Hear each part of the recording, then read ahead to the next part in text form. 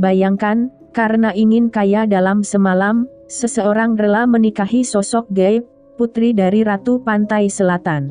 Yang tidak ia tahu, pernikahan itu tidak punya kata cerai, dan nyawanya adalah bayaran terakhir. Inilah kisah kelam pesugihan kawin dengan Putri Laut Selatan. Cerita dimulai. Desa di pinggir laut dan pemuda yang putus asa. Di sebuah desa pesisir di Jawa Selatan, tinggal seorang pemuda bernama Raka Wiradana, 27 tahun. Raka hidup miskin, rumahnya terbuat dari papan rapuh, dan setiap hari ia bekerja sebagai nelayan kecil dengan penghasilan tidak menentu. Yang membuat hidupnya pahit bukan kemiskinan, tapi rasa malu, karena semua orang di desa sering merendahkannya. Raka itu gagal. Laki-laki kok tidak bisa menafkahi keluarga. Jangankan kaya, makan pun susah.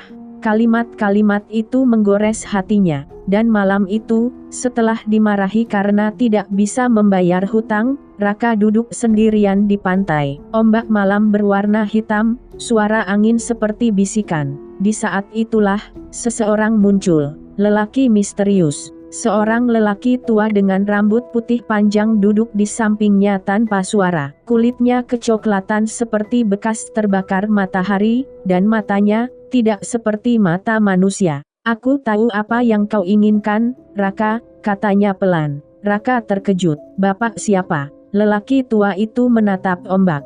"Kau ingin kaya, kau ingin dihormati, kau ingin hidupmu berubah dalam semalam." Raka terdiam. "Karena itu benar," lelaki tua itu melanjutkan. "Ada jalan, tapi bukan untuk orang penakut."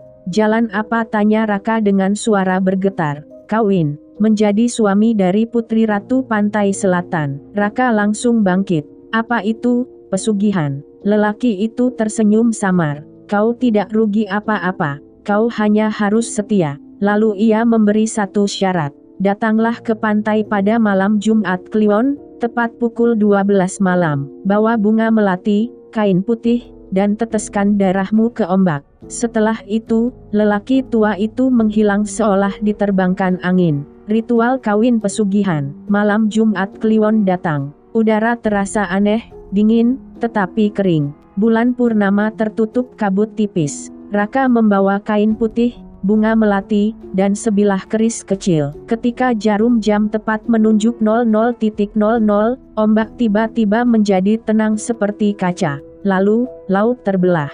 Sebuah cahaya hijau muncul dari bawah air. Laut berubah wangi seperti melati basah. Dari tengah ombak, seorang perempuan muncul, berdiri di atas permukaan air. Gaun hijaunya berkilau seperti sisik ikan. Rambut hitam panjang tergerai. Kulitnya putih berpendar, di belakangnya tampak bayangan istana berwarna zamrud. Ia tersenyum ke Raka, senyum yang bukan senyum manusia. "Namaku Larasantika, Putri Ratu Pantai Selatan. Kau memanggilku, dan aku datang." Suara perempuan itu terdengar di kepala Raka, bukan di telinga. "Jika kau ingin kaya, jadilah suamiku.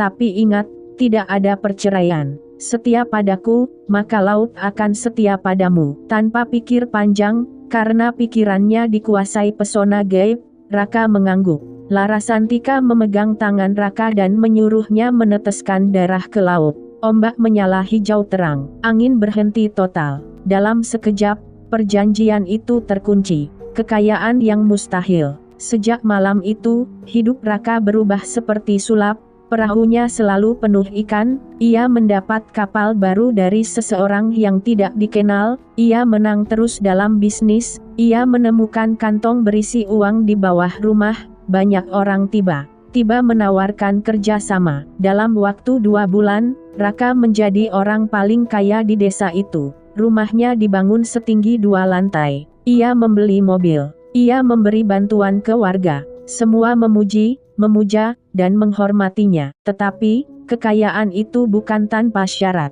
Tanda-tanda keterikatan. Setiap malam, pukul 2, Larasantika muncul dalam mimpi. Ia mengajak Raka berjalan di istana bawah laut. Ia bercerita tentang dunia laut, tentang keindahan yang tidak dimiliki dunia manusia. Dan ia memiliki satu permintaan. "Temuilah aku setiap malam Jumat. Ingat, kau suamiku." Raka selalu menurut. Tetapi setelah hidupnya berubah kaya, Raka mulai lupa janji. Ia sibuk. Ia mulai jarang ke pantai. Ia merasa kuat, merasa berhasil karena kerja kerasnya sendiri, seakan pesugihan hanyalah mimpi. Dan pada malam Jumat ketiga, Raka tidak datang. Kutukan dimulai. Sejak malam ia melanggar janji, tanda-tanda kutukan muncul. 1. Rumah berbau melati menyengat, padahal tidak ada bunga. 2. Lantai selalu basah dan asin, seperti air laut, meski rumah jauh dari pantai. 3. Bayangan perempuan di depan cermin. Istrinya melihat sosok bergaun hijau berdiri memandangi kamar tidur mereka. 4. Anak Raka mimpi tenggelam tiap malam, menangis sambil berkata, "Ayah," dipanggil ibu laut. Semakin hari gangguan semakin nyata. Puncaknya terjadi pada malam Jumat berikutnya. Larasantika menjemput. Tepat pukul 2, semua lampu rumah padam. Angin dingin masuk melalui celah pintu. Aroma melati makin kuat, sampai membuat sesak. Dari ruang tamu terdengar suara langkah, basah, pelan, menyeret. Set, set, set. Istri Raka bersembunyi sambil memeluk anaknya. Mereka melihat sosok perempuan bergaun hijau berdiri di depan kamar Raka. Kulit perempuan itu kini tampak pucat seperti jasad. Matanya hitam penuh kemarahan. "Raka, kau melanggar janji." Raka tersungkur. "Maafkan aku. Tidak ada maaf.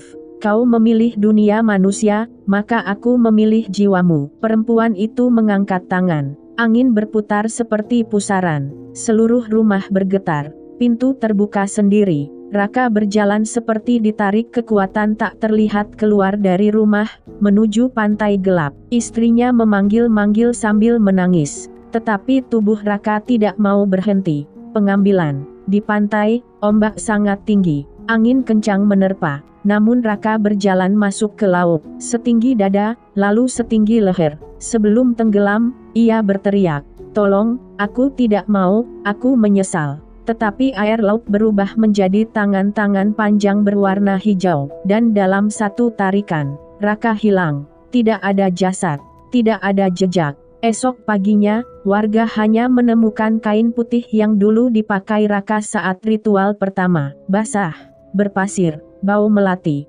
Penutup, desa yang menyimpan larangan. Sejak kejadian itu, satu aturan berlaku di desa tersebut. Tidak boleh mendekati pantai pada malam Jumat Kliwon. Warga sering mendengar suara laki-laki menangis dari tengah laut. Beberapa nelayan melihat bayangan perempuan bergaun hijau berdiri di atas ombak, menatap ke arah desa. Sebagian orang percaya, itu suara Raka yang menyesal seumur hidup. Dan perempuan bergaun hijau itu adalah istrinya. Istri yang akan memegangnya selamanya di dasar laut.